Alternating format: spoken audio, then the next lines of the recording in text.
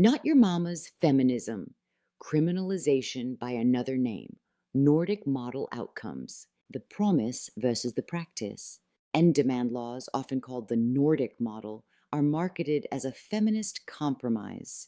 Sex workers won't be punished, advocates insist. Only buyers will be criminalized. Demand will shrink. Exploitation will end. It's presented as a clean solution to a messy problem, moral clarity without collateral damage. But policy doesn't live on paper. It lives in streets, apartments, courtrooms, and bank accounts. And when end demand laws are implemented, the outcomes tell a far messier story, one marked by increased surveillance, displacement, and violence, all concentrated on the very people the policy claims to protect. This isn't a failure of implementation. It's a predictable result of how criminalization actually works. What buyer criminalization looks like in real life. In practice, end demand enforcement still begins with sex workers. Police don't magically surveil buyers in isolation.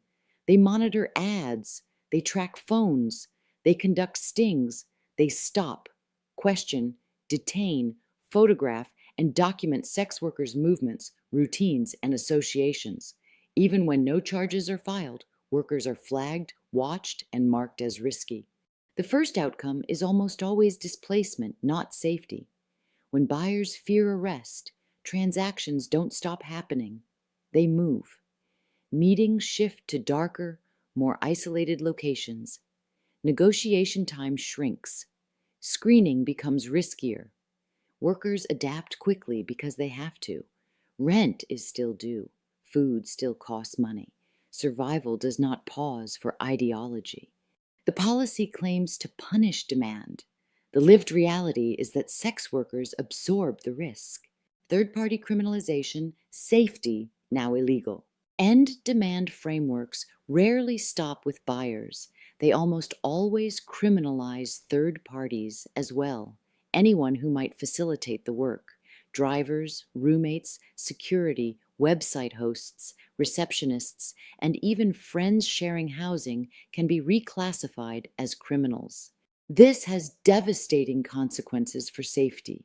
Strategies that reduce harm, working indoors, sharing space, having someone nearby, using digital platforms, relying on community accountability, are systematically dismantled. The law doesn't just remove dangerous options, it removes protective ones.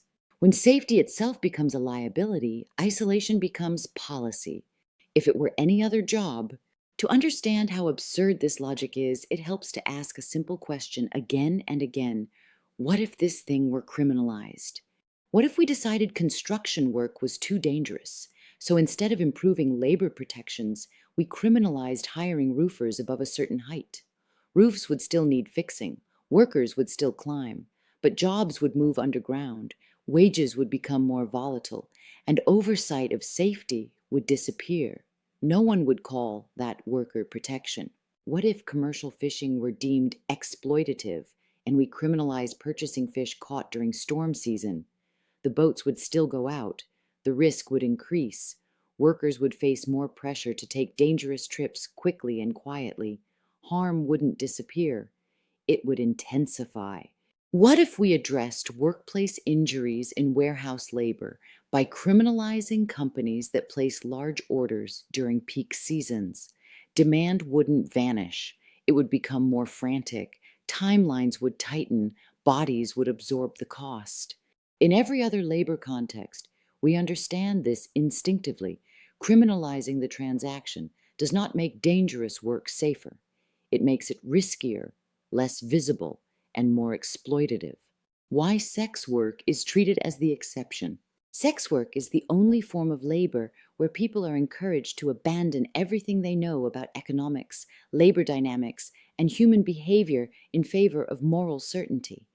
End demand advocates insist that sex workers will simply stop working if demand decreases, as if financial need evaporates when laws change.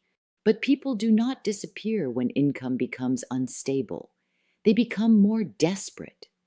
For sex workers, that desperation can mean accepting clients they would normally refuse, agreeing to faster negotiations, working in more isolated conditions, or staying in unsafe situations because the cost of saying no is higher. And for exploitative third parties, pimps, traffickers, abusive managers, reduced demand does not end exploitation. It intensifies it. Control tightens, pressure increases, violence escalates. When margins shrink under coercive conditions, exploitation deepens rather than dissolves. This isn't ideology. It's observable behavior across every market shaped by prohibition. The feminist rhetoric that masks carceral power and demand laws are often framed as feminist precisely because they claim to reject punishment. But punishment doesn't disappear, it's redistributed. Policing is reframed as care. Surveillance is renamed protection. Arrest pipelines are softened with therapeutic language. This allows advocates to hold three comfortable beliefs at once. I support women. I oppose violence. I don't have to listen to sex workers. Survivors are filtered, not centered. Those who support criminalization are elevated. Those who support decriminalization are dismissed as confused, coerced, or insufficiently healed. This isn't survivor-centered policy. It's ideological gatekeeping with a trauma aesthetic. The receipts, what the evidence shows. This is where the receipts come back in, across countries and cities held up as Nordic Model success stories.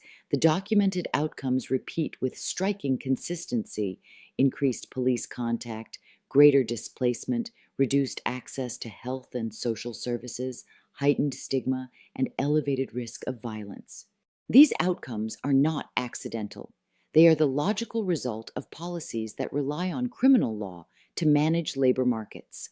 When safety depends on invisibility, harm becomes harder to report.